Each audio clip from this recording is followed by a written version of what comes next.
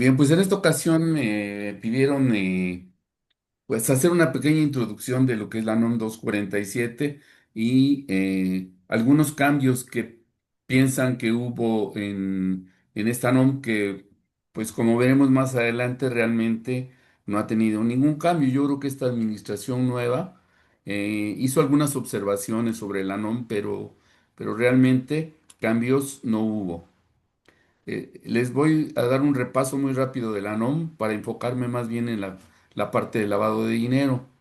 La NOM es una norma que su objetivo principal es protección del consumidor, protección del consumidor de bienes raíces, únicamente de bienes raíces destinados a casa habitación y terrenos destinados a casa habitación, o sea, que nada más entran casas, departamentos y terrenos únicamente dedicados a casa habitación.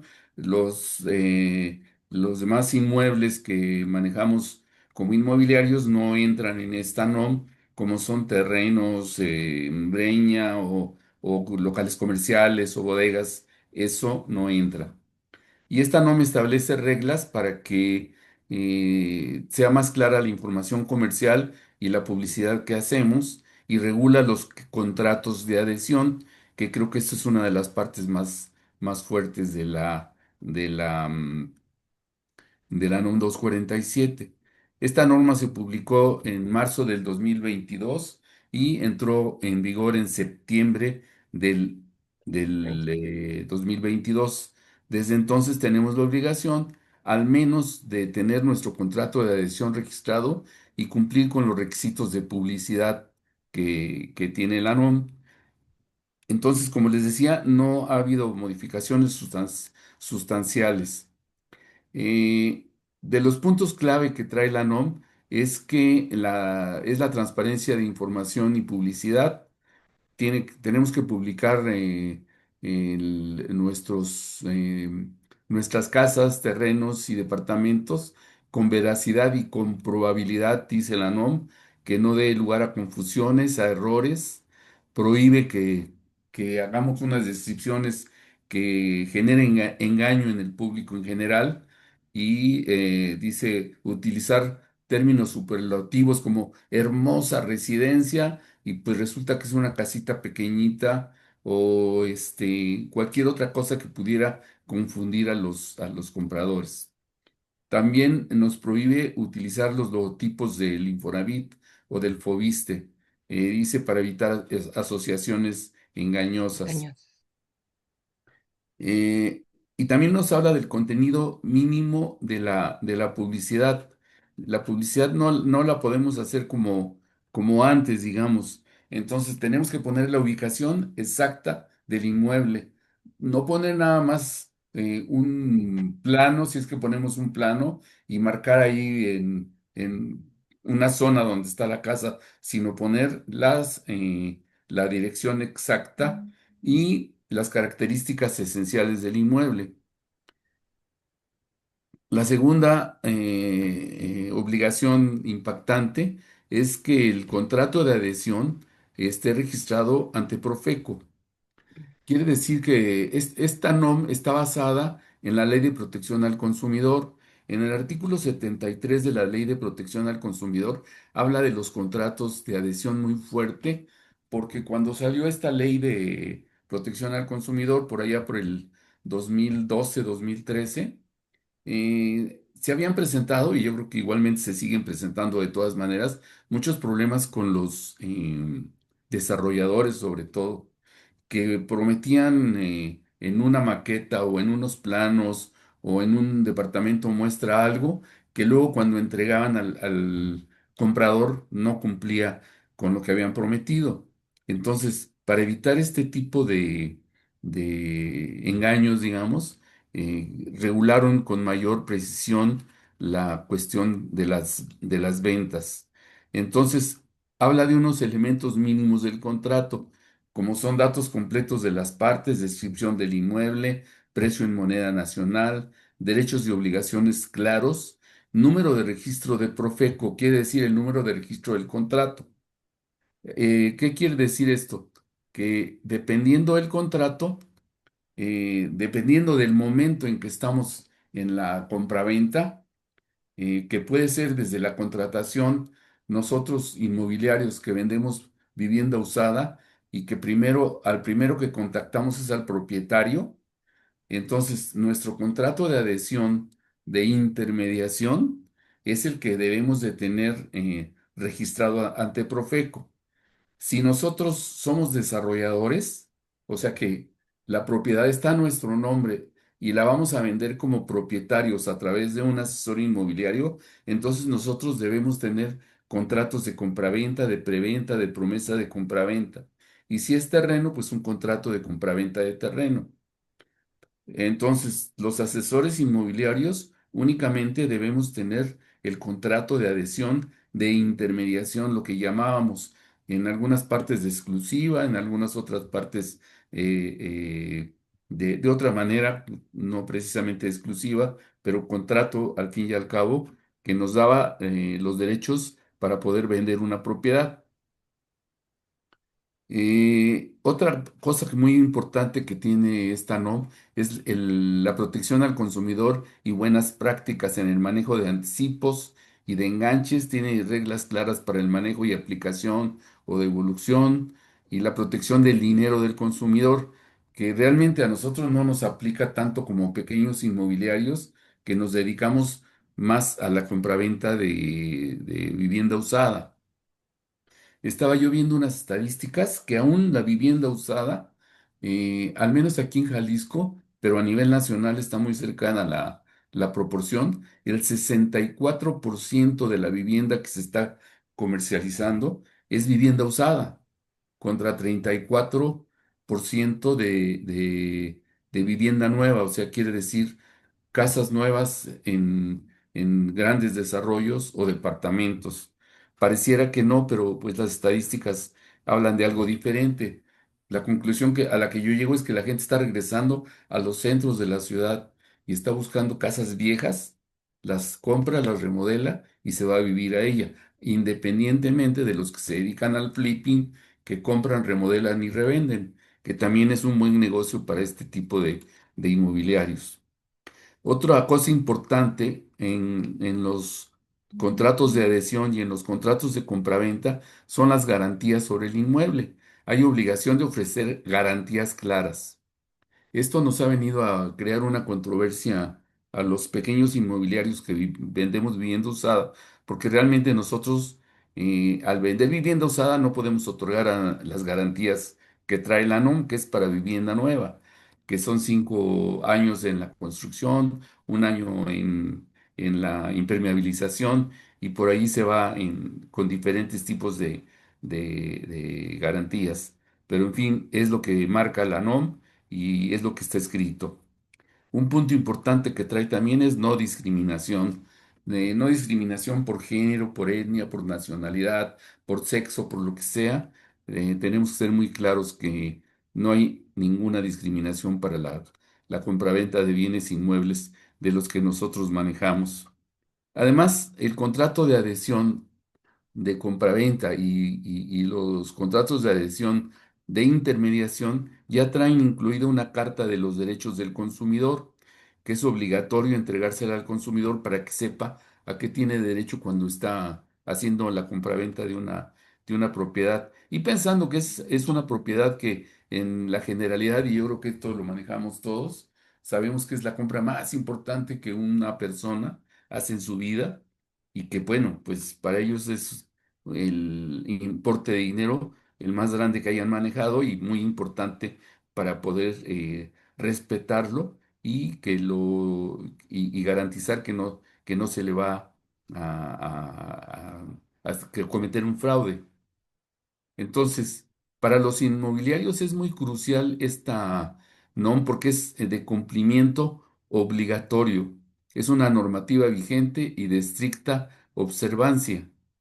Se supone que mitiga los riesgos, evita sanciones, multas, indemnizaciones y bonificaciones al consumidor si cumplimos con lo que la NOM nos dice que debemos de anotar en los contratos y que debemos de cumplir concretamente. Esto supuestamente también nos ayuda a tener una buena reputación, nos ayuda a construir confianza y credibilidad con nuestros clientes y genera transparencia en las operaciones comerciales justas que realizamos en este sector.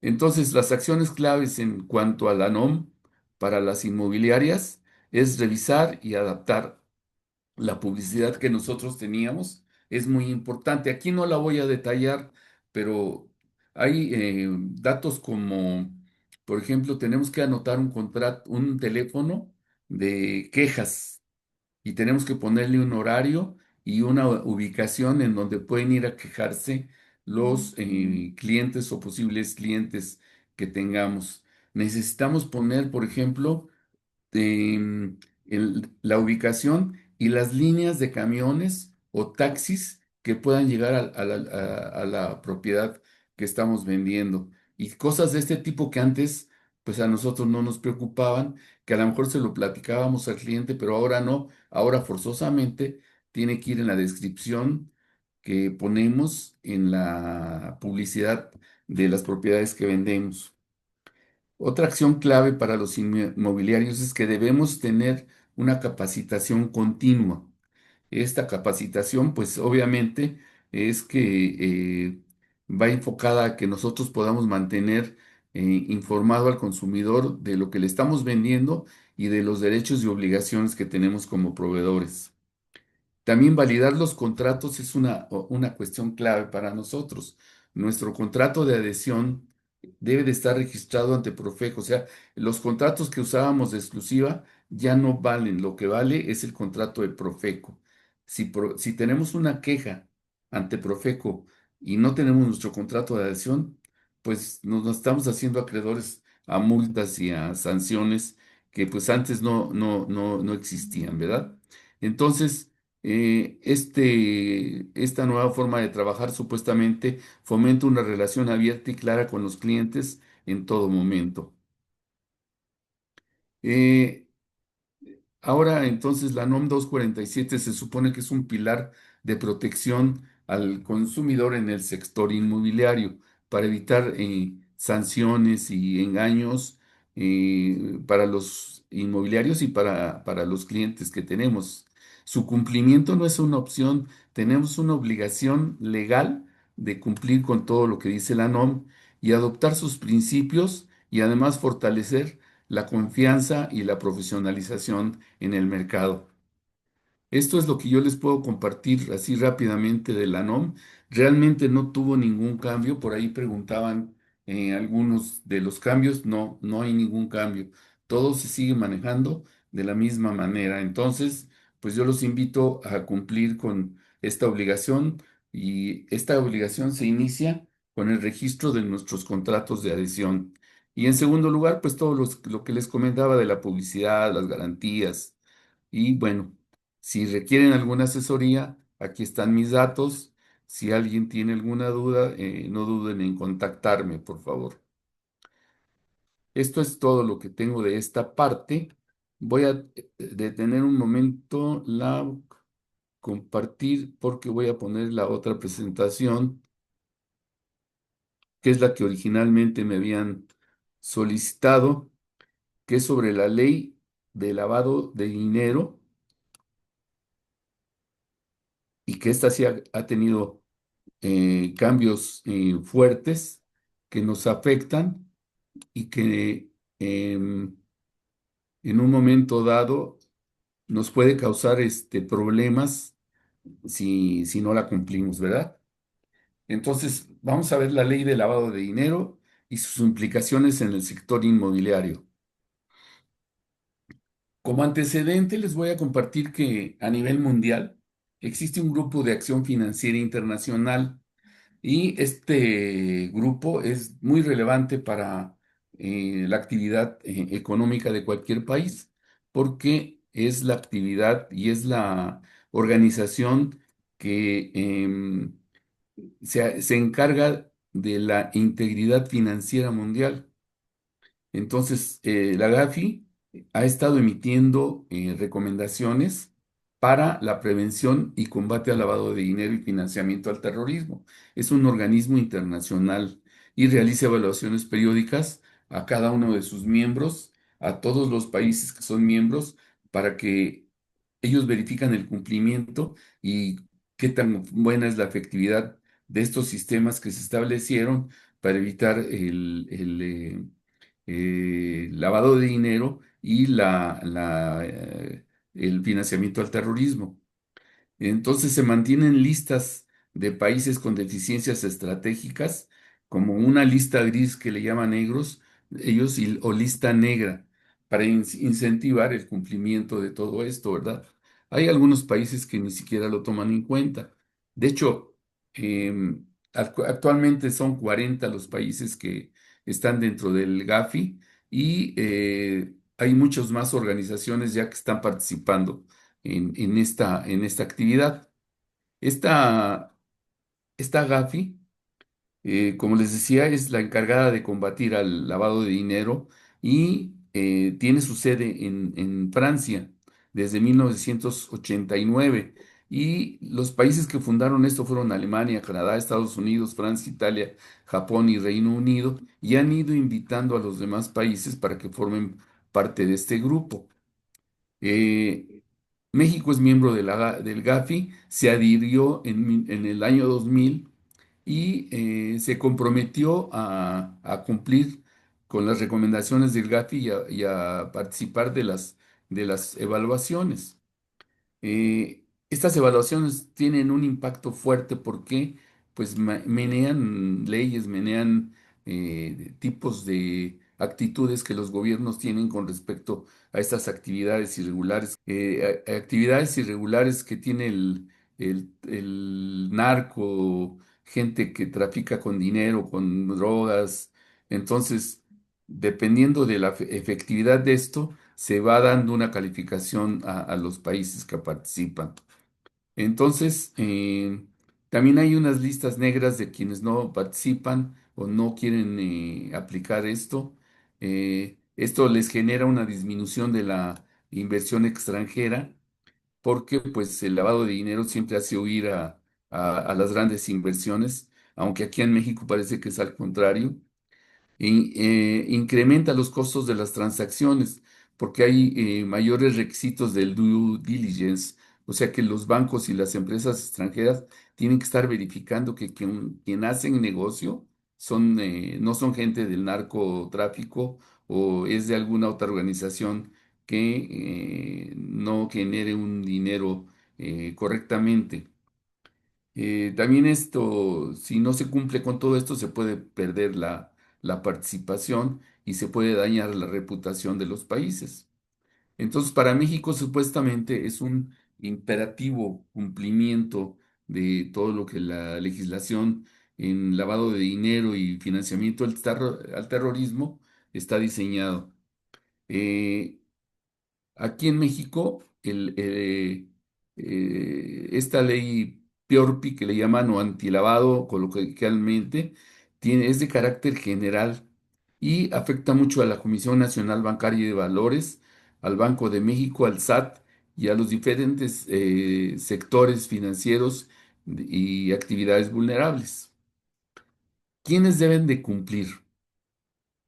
Esta ley prevé alrededor de 16 giros como son bancos, casas de bolsa, aseguradoras, uniones de crédito, SOFIPOS, en fin, todo el mundo que participa en el sector financiero y nosotros como actividades vulnerables estamos incluidos ahí como comercializadores de bienes raíces, porque si se dan cuenta, uno de los negocios más atractivos para que esta gente que tiene dinero mal habido lo meta al sistema financiero, pues es la compra de bienes raíces. Entonces eso nos pone en la mira.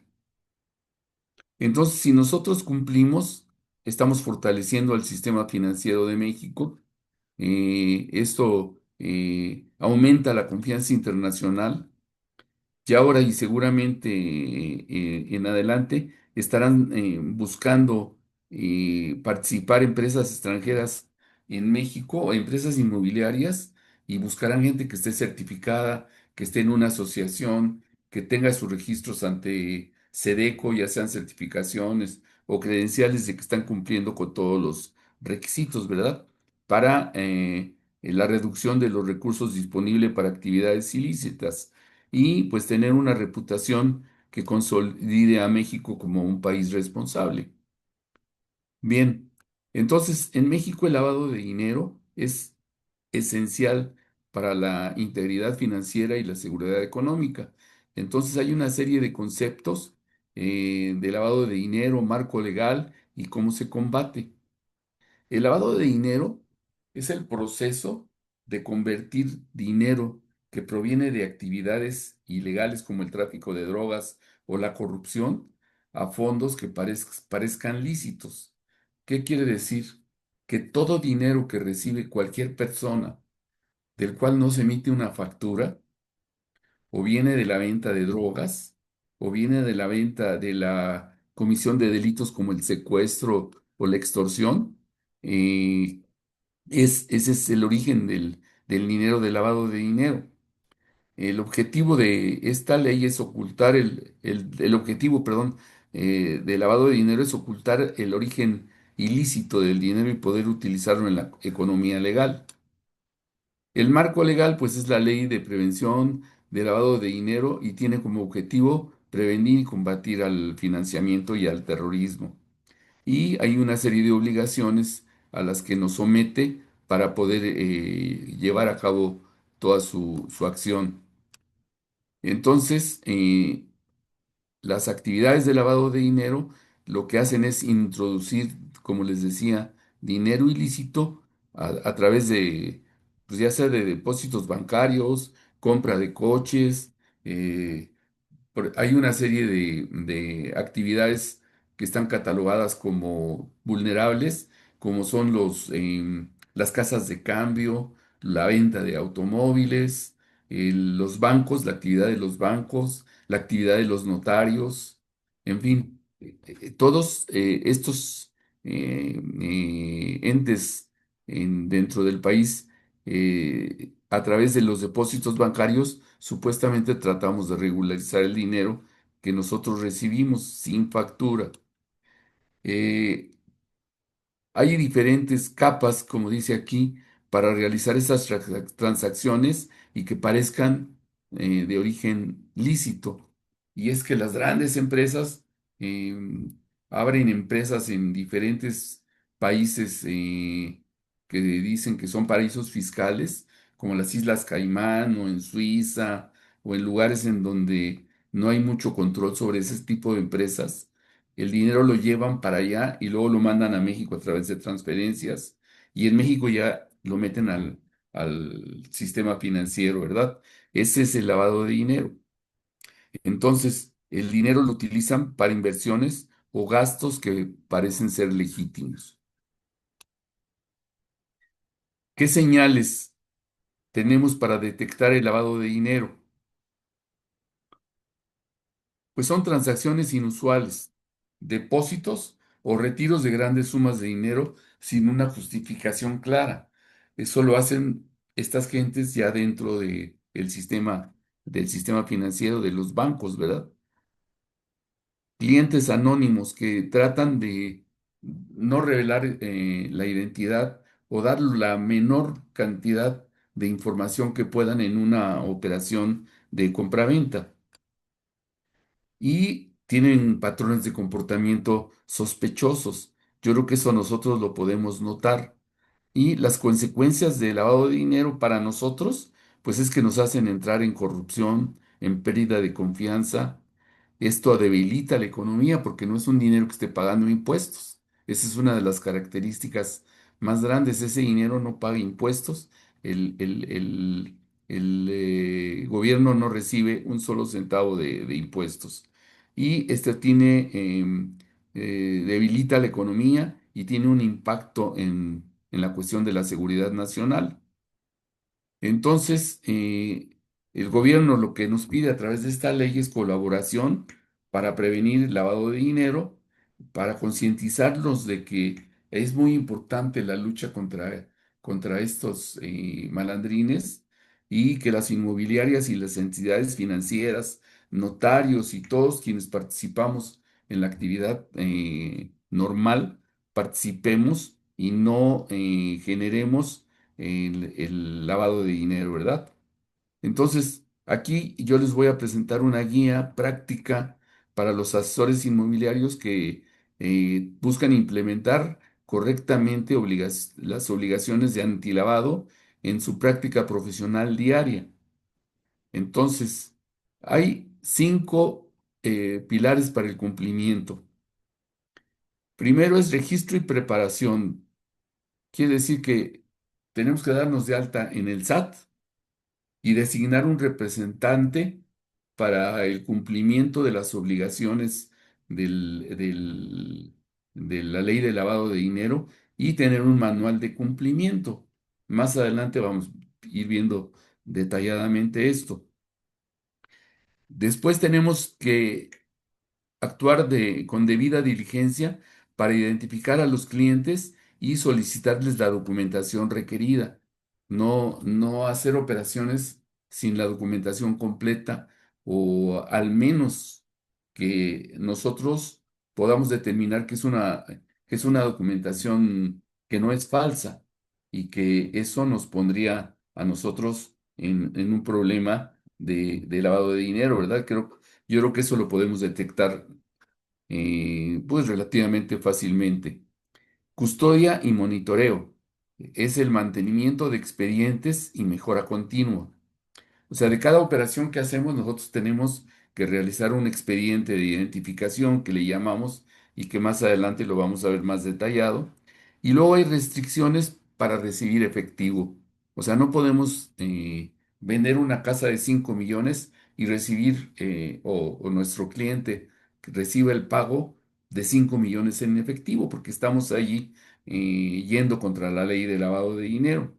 Entonces, es muy importante cómo implementar todas estas responsabilidades en nuestra práctica diaria, ¿verdad? Entonces, lo primero que tenemos que hacer, como les decía, es darnos de alta en el padrón del SAT. Hay muchos inmobiliarios que no están dados de alta en el padrón del SAT, o sea, no están pagando impuestos. Entonces, hay que mantener nuestros datos actualizados, domicilio, contacto, en el portal del SAT y este registro del SAT es como nuestra licencia para manejar legalmente la ley de antilavado. Una vez que empezamos nuestra actividad como inmobiliarios, tenemos que designar un representante. Habrá inmobiliarias que solamente son una sola persona, pues ese inmobiliario también es el representante de cumplimiento dentro de la inmobiliaria, de que se asegure de que todas las normas de lavado de dinero se están cumpliendo y va a ser el enlace principal entre las autoridades y la inmobiliaria. Por otro lado, la ley también nos obliga a tener un manual de cumplimiento, que es un documento interno que detalle prácticas y procedimientos para identificar clientes, reportar avisos y cumplir con todas las obligaciones antilavado. Todo el equipo, si es que no es uno solo, si hay un equipo de trabajo, hay 10 asesores, un administrativo, en fin, todos deben de conocer con detalle políticas y procedimientos para identificar clientes, reportar avisos y cumplir con todas las operaciones del antilavado. Les decía, actuar con debida diligencia, el arte de conocer al cliente. Yo creo que esto es una de las cosas más importantes. Más allá, como dice la presentación, de integrar un expediente blindado que tenga toda la documentación que nos pide el SAT que tengamos, como, como es esta mínima de una persona física, identificación, RFC, CURP, comprobante de domicilio, entrevista y cuestionario, declaración de dueño beneficiario. Esta declaración de dueño beneficiario hasta hace poco no era como muy importante, pero ahora con las modificaciones que acaban que esta ley se ha sido modificada infinidad de veces, viene la declaración del dueño beneficiario y ya junto con la ley sacaron al menos 4 formatos nuevos de este tipo de persona física, si es persona física, si es persona moral, si la persona física es mexicano extranjero, igual la persona moral puede ser mexicana, extranjera, puede ser un fideicomiso. Entonces, eh, siempre que hay que tener un documento por escrito y nosotros saber si el cliente actúa como dueño beneficiario. Y esto es a través de un interrogatorio que finalmente todo el mundo dice que no hay un buen dueño beneficiario y el formatito prevé que si la persona nos dice que no existe un dueño beneficiario, paramos, ya la entrevista ya no se sigue. Pero bueno, eso es parte de los requisitos. El umbral, el disparador. Cualquier operación de compraventa de bienes inmuebles por un valor igual o superior a 8.025 UMAS. Estos son 907.048.50 para 2025. El valor de la UMA va cambiando periódicamente, entonces hay que estar checando el valor de la UMA y multiplicado por 8.025 nos da la cantidad, que esta cantidad es base para muchas cosas. Es el máximo de efectivo que podemos recibir en una operación de compraventa. Y vamos a ir viendo poco a poco para qué otra cosa nos va a servir. La mecánica del aviso. A través del portal de prevención de lavado de dinero, el SAT está dividido en dos partes. Una es el SAT mismo, donde nosotros presentamos nuestra declaración mensual. Cada día 17 presentamos la declaración del mes inmediato anterior. Haya o no haya ingresos, tenemos que presentar el ingreso y el desglose de los impuestos que estamos pagando, o bien declarar, tuve cero operaciones, no tuve ingresos. El mismo trato se lleva el portal de lavado de dinero. Si no tuvimos operaciones, no presentamos declaración de una operación, presentamos la declaración en ceros, pero todos los días 17 de cada mes necesitamos presentar las dos declaraciones, al SAT y a la UIF. Si un cliente que tenemos, por ejemplo, el arrendamiento, difícilmente vamos más adelante vamos a ver los umbrales, pero los umbrales hablan de 380.000 pesos aproximadamente. Pues difícilmente tenemos una renta de 380.000 pesos. Pero si tenemos un cliente de estos 380.000 divididos entre 6, si tenemos un cliente de 63.300 pesos en adelante y eso lo multiplicamos por 6 y rebasa el umbral, en ese momento que rebase el umbral, tenemos que presentar un aviso también de esas operaciones. El incumplimiento de estos avisos puede generar multas hasta de 100.000 UMAS, dependiendo del tamaño de la inmobiliaria, y que son 11.314.000 al valor de la UMA actual, que es de 113 pesos. Otra de las reglas es cero tolerancia al efectivo protegiendo operaciones. Eh, Como les decía, el máximo que podemos recibir en efectivo son 907.048 pesos hasta esta fecha. Si se aumenta el valor de la UMA, obviamente el valor que podemos recibir en, en efectivo, pues se va haciendo mayor, ¿verdad? Entonces, además, el límite de los umbrales, que al rato vamos a ver los umbrales, es esta cantidad. Entonces, es importante tenerla en mente porque nos va a servir para varias cosas. Continuidad, custodia y mejora. Cada vez que tenemos un cliente, tenemos que elaborar un expediente. Un expediente que tenemos que, es el expediente único de identificación y acuses de avisos. Por un mínimo de 5 años lo debemos conservar y el resguardo puede ser físico o digital, siempre que esté garantizada la integridad del archivo. Podemos escanear todo y ponerlo en la nube, y tener un archivo en la nube exclusivamente dedicado al lavado de dinero.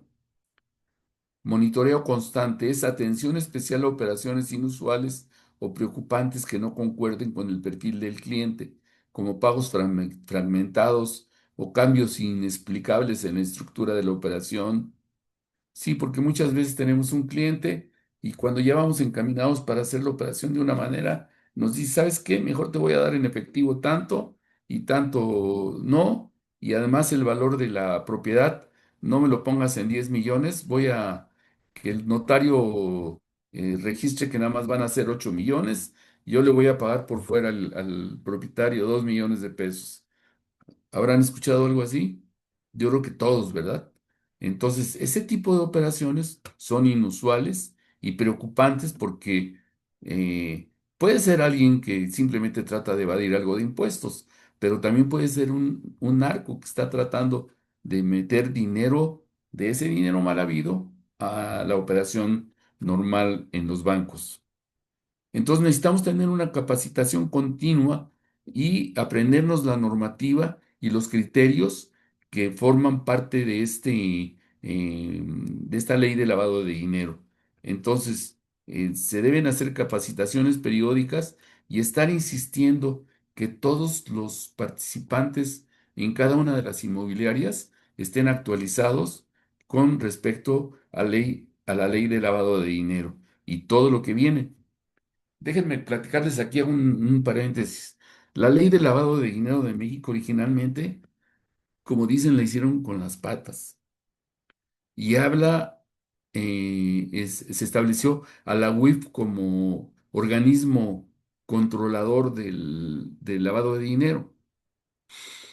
Pero eso físicamente lo hicieron, pero en ninguna ley aparecía la UIF.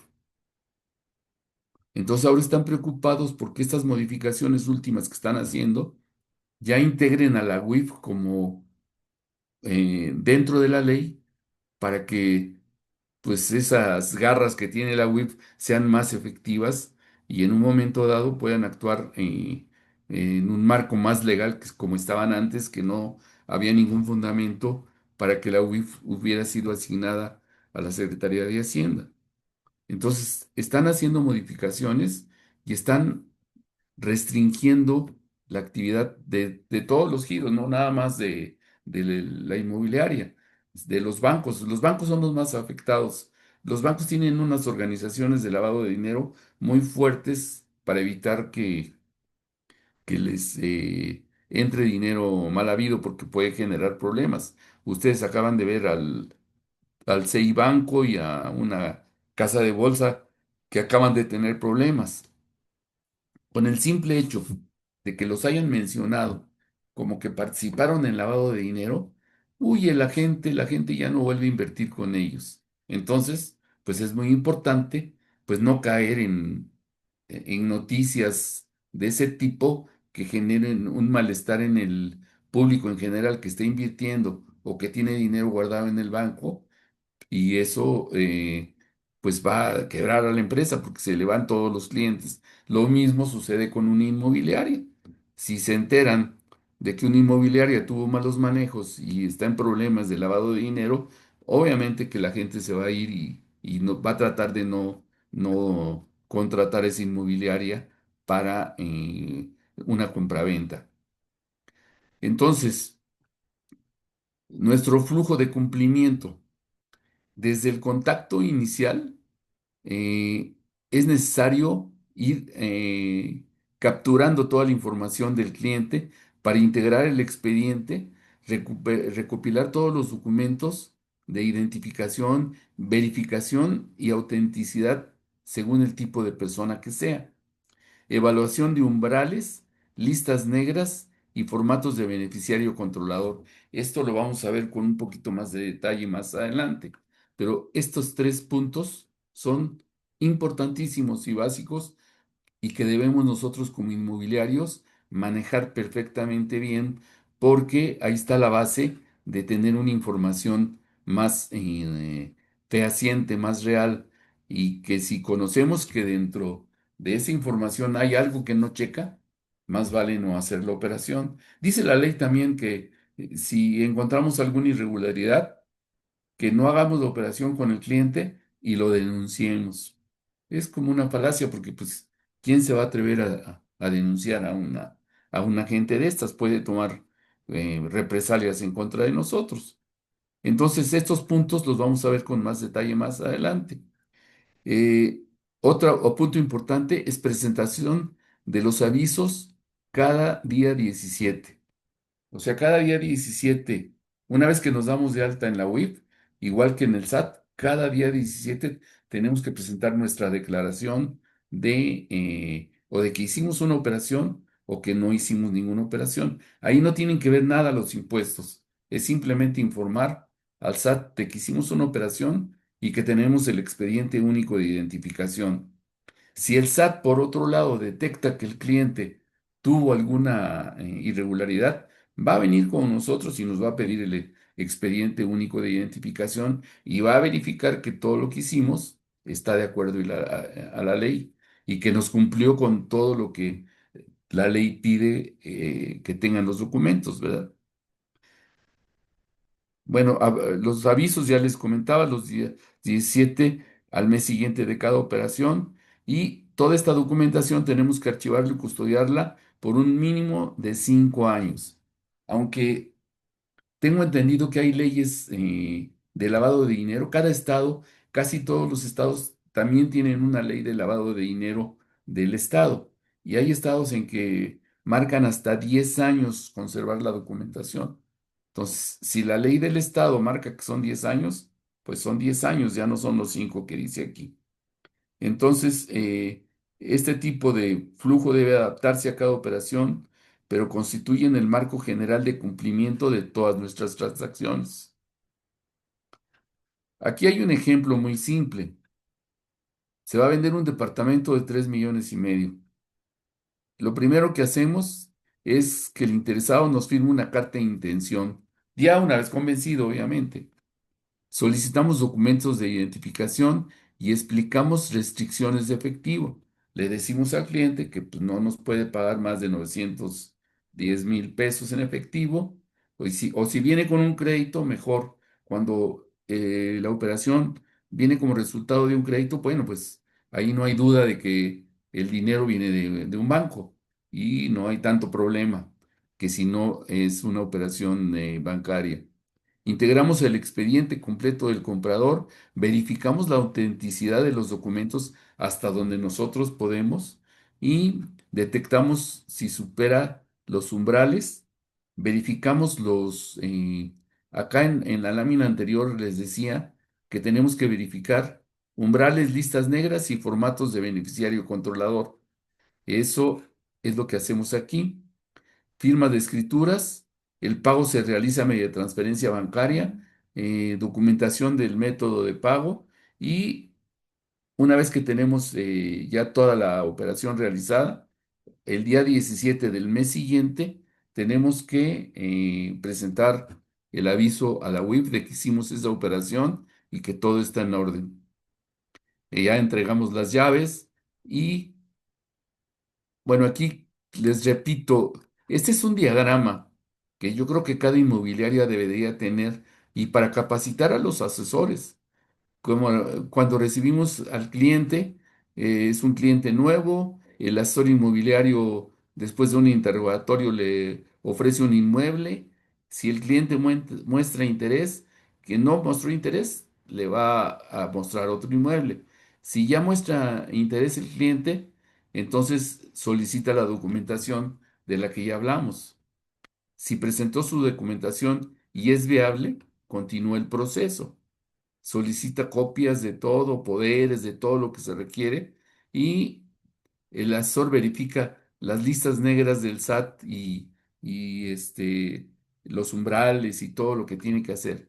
Una vez que ya realizó toda esta actividad y ya tiene los documentos, sigue adelante. Si la, em, si la operación se va a llevar a cabo con crédito, es un poquito más fácil. Entonces, el asesor continúa con el crédito bancario, se firma la escritura y llegamos con el notario.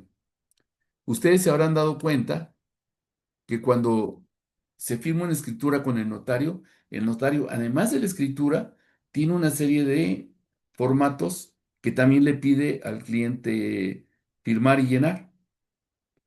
Esos mismos documentos, exactamente los mismos, son los que nosotros tenemos que recabar del cliente y que aparentemente es duplicar la documentación que le firmó al notario y la de nosotros, pero es lo que está pidiendo la ley.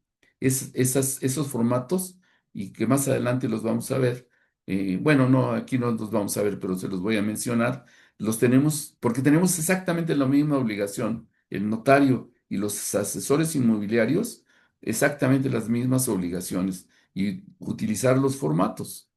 Entonces, una vez que ya está hecho esto, concluye la actividad vulnerable, el oficial de cumplimiento presenta el aviso a la UIP y los informes, eh, el oficial de cumplimiento hace el expediente único de identificación y bueno, además tiene aquí que ver la NOM 247.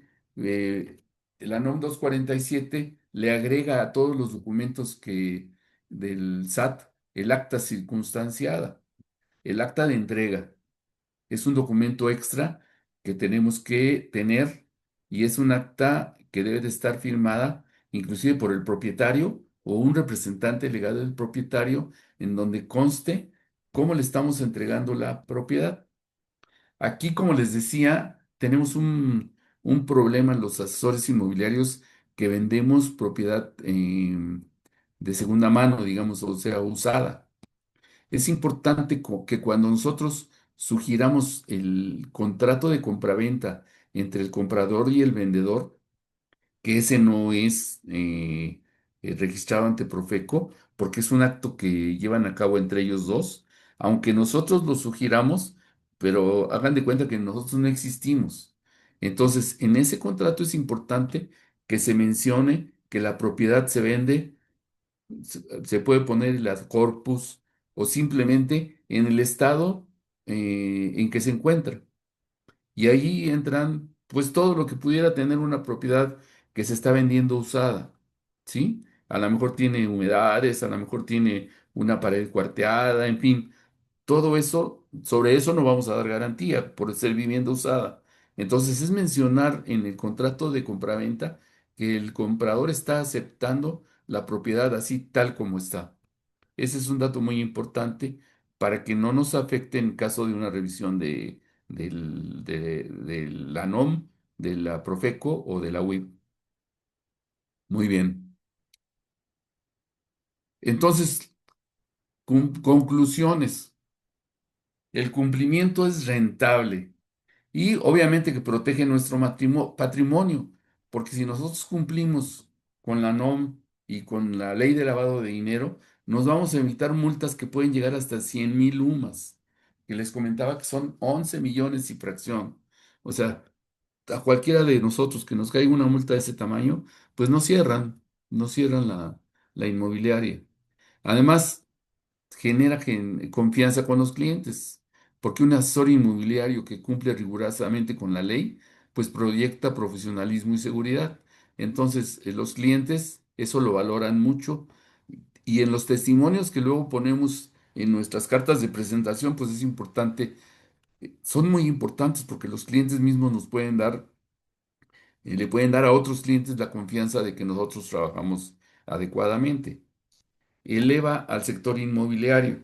Al cumplir con todas estas obligaciones, pues contribuimos a tener un sector inmobiliario más transparente y seguro para todos.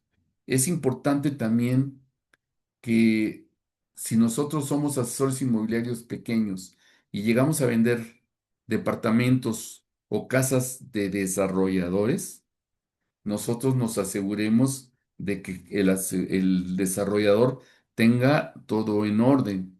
Ya actualmente hay certificaciones que sacan los desarrolladores para que mostrarle, a lo mejor no a nosotros, pero sí al cliente, que todos los permisos están en orden.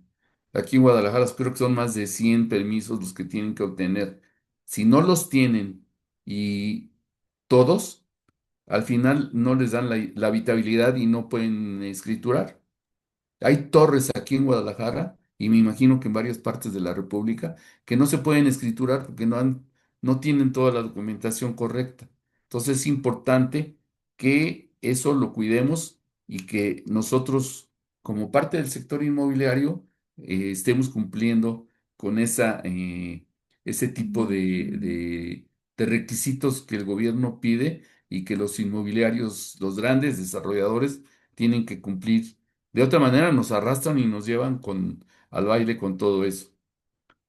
Bien, vamos a entrar en los puntos importantes que les decía. Ya detalle de los umbrales. Los umbrales son, eh, digamos que son las medidas o unidades de medida que podemos tomar en cuenta para saber lo que tenemos que hacer con respecto a la ley de lavado de dinero. Entonces, hay el umbral de avisos. Estos avisos están mencionados en el artículo 17, fracción quinta de la ley de lavado de dinero. Entonces dice que la actividad, servicios de construcción o desarrollo o comercialización de bienes inmuebles, siempre tenemos que tener el expediente único de identificación. Esas son operaciones que valen menos de 907,000 pesos. De todas maneras, tenemos que elaborar expediente único de identificación y conservarlo 5 años. Si la operación es de 907,948,50 o más, entonces tenemos que presentarle aviso a la WIP. Esto es en compraventa. Ahora en arrendamiento, que dice es derechos personales de uso y goce de bienes inmuebles. El umbral de identificación, o sea, debemos de tener el expediente único de identificación perdón, a partir de los 181,589 pesos con el valor de la UMA de hoy y el aviso a la UIF a partir de 363,000 pesos. Difícilmente nos cae una renta de 363,000 pesos o más, que las hay, porque hay bodegas que valen de renta 1 millón de pesos, 2 millones de pesos, y esos son casos que se tratan como de una compraventa. Tenemos que presentar el aviso a la UIF de que se realizó una operación de ese tamaño.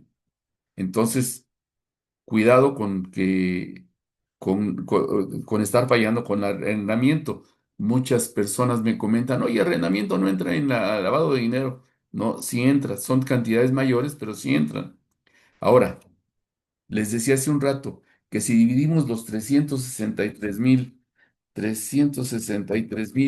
entre 6, quiere decir que si tenemos una renta de 60,000 pesos, en 6 meses van a ser 363,000.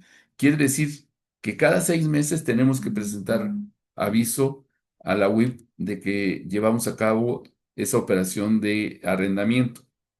Entonces, mucho cuidado con esto porque también es parte de lo que tenemos que presentarle a la WIF. Entonces, estos umbrales son específicos para actividades inmobiliarias. Eh, La actividad vulnerable, dice la ley, es comercialización o intermediación en la transmisión de propiedad o constitución de derechos sobre bienes inmuebles, o sea, compraventa y renta. El umbral de identificación activa el expediente único de identificación y eso nos lleva también al reporte y eh, cuando el valor de la operación rebase los 16,000 UMAS, no solamente debes de tener el expediente, sino también reportarlo a la UIF. Cada día 17, les decía, tenemos que darnos de alta y cada día 17 tenemos que reportar las operaciones que realizamos en el mes anterior. Hay multas que van desde la multa mínima de, de, mm, de no presentar un aviso, son 22,000 pesos. De ahí en adelante, porque depende, como dicen, depende del sapo, del tamaño del sapo es la pedrada, ¿verdad? Entonces, importante cumplir con esto. Eh, bueno, aquí no cambié esta plática, bueno, la he dado varias veces. Aquí vienen las cantidades anteriores, pero simplemente hay que multiplicar por 113 y dan las cantidades que les di. Entonces, es importante que si se superan los umbrales, forzosamente tenemos que presentar la declaración no en ceros, sino el aviso completo. Muy bien, eso es en cuanto a los avisos. Ahora les voy a compartir lo del beneficiario controlador, que antes no tomábamos mucho en cuenta. Y esto, pues, afecta muy fuerte a una operación inmobiliaria. La definición del beneficiario controlador es una persona física que, sin importar la cadena de propiedad o control, obtienen el beneficio final de una operación y o ejerce el control final sobre la entidad o el contrato. A lo mejor estamos tratando con un prestanombres y aunque no es el titular de la cuenta o el representante legal, es quien hace toda la operación, pero hay alguien detrás de ellos que son los verdaderos dueños, digamos, del dinero. Y pues ya sea que a través de una cuenta de cheques que ya hayan abierto o a través de efectivo, tratan de meter el dinero al sistema financiero normal, ¿verdad? Entonces, el beneficiario controlador es el que está detrás del comprador o detrás del arrendador. Entonces, es importante que nosotros tratemos de encontrar a la verdadera identidad de la persona que beneficia con o controla con una transacción. Esto sucede más en arrendamiento, déjenme decirles, a mí en la cuestión del lavado de dinero no me ha tocado en compraventa, pero en arrendamiento es muy común. Eso dificulta el ocultamiento de recursos de procedencia ilícita detrás de fachadas corporativas o prestanombres. Esto sucede, por ejemplo, les voy a poner varios ejemplos de lavado de dinero en arrendamiento. Generalmente sucede en bodegas. ¿Qué sucede en bodegas? La persona que arrienda tiene un negocio que fabrica cualquiera lo que se les ocurra. Fabrica cajas, fabrica lo que sea. Y el material lo importa de China, que generalmente casi todo el mundo importa de China. Y en los embarques que recibe, no solamente recibe la materia prima, recibe droga, o recibe dólares, o recibe lo que sea que no es legal. Y está traficando y hace lavado de dinero. Entonces, si no nos damos cuenta y la autoridad detecta esa transferencia de dinero, de droga o de lo que sea, van a venir en contra de nosotros. ¿Por qué? Porque el, el- el embarque va dirigido siempre a una dirección. Primero van a la dirección, detectan la bodega y la incautan. Y van a citar al dueño inmediatamente. ¿El dueño qué les va a decir? Bueno, a ese cliente me lo trajo fulano de tal. Entonces hay que ir, el fulano de tal que somos nosotros, con toda la documentación que justifique que nosotros no lo conocíamos, que no detectamos que lavaba dinero, en fin, sí nos podemos salvar de una sanción fuerte si tenemos nuestro expediente único de identificación bien integrado. Es importante por eso que los expedientes estén súper bien integrados. Y entonces hay que cumplir con todo lo obligatorio de la ley y si no lo hacemos, pues vamos a tener infracciones graves y multas muy elevadas. ¿Cómo se identifica el beneficiario controlador? Como les comentaba en las rentas, a mí me ha tocado, como yo me dedico como parte de mi actividad inmobiliaria a la renta de bodegas, pues a veces me toca rentarle a corporaciones muy grandes. Y la corporación muy grande, pues manda a un representante legal a firmar el contrato. Pero nosotros tenemos la obligación, ya sabemos que el representante legal realmente no es el beneficiado directamente. Tenemos que investigar quién es el beneficiado. Si la corporación está trabajando bien, ellos solos nos van a decir, el beneficiario controlador en la sociedad, pues es el presidente del consejo de administración, o es el secretario, o es fulano de tal que tiene nada más 15%, pero es papá de 6 de los socios y es el que controla todo.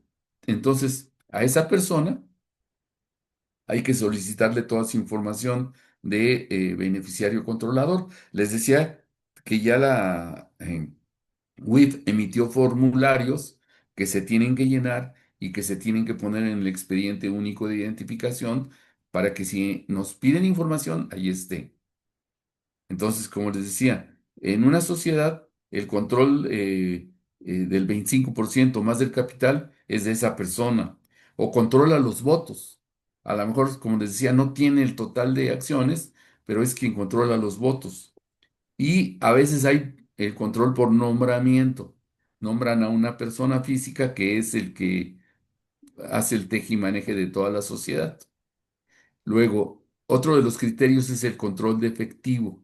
El control de efectivo es muy importante en una sociedad y dependiendo del giro de la empresa, puede tener efectivo y puede ser legal el efectivo, pero ellos tienen que demostrar que a lo mejor son un supermercado y pues reciben pagos en efectivo tipo Herrera o Walmart o cualquiera de esos, reciben mucho efectivo y no es dinero ilegal. Y si una de esas empresas va a rentar una bodega, obviamente que va a tener muchísimo efectivo, ¿verdad? Y luego, en el último recurso es la alta dirección de la empresa a la que le vamos a rentar. El administrador único o algún miembro del consejo de administración es el que ejerce como beneficiario controlador. Es importante identificarlo. Hay una serie de preguntas al cliente para saber si es el beneficiario contralor o controlador. ¿Actúas por tu propia cuenta o por terceros? Si actúa por su propia cuenta, ¿quién es el verdadero dueño? ¿Existe persona física que ejerce el control? Esto luego le molesta a los clientes, pero lo tenemos que hacer y demostrarles que esto viene en la ley, no es algo que estemos inventando. Y tenemos que analizar la documentación y verificarla, cruzar la información con documentos proporcionados, identificar si hay personas físicas que cumplen con el control de más del 25% de las acciones. Solicitud de documentación, pues ahí se tiene que solicitar el acta constitutiva, todas las modificaciones. Hay empresas que tienen 20 modificaciones, pues son 20 escrituras diferentes que nos hacen llegar. O a veces son fideicomisos y son también unos mamotretos. Pero todo es importante.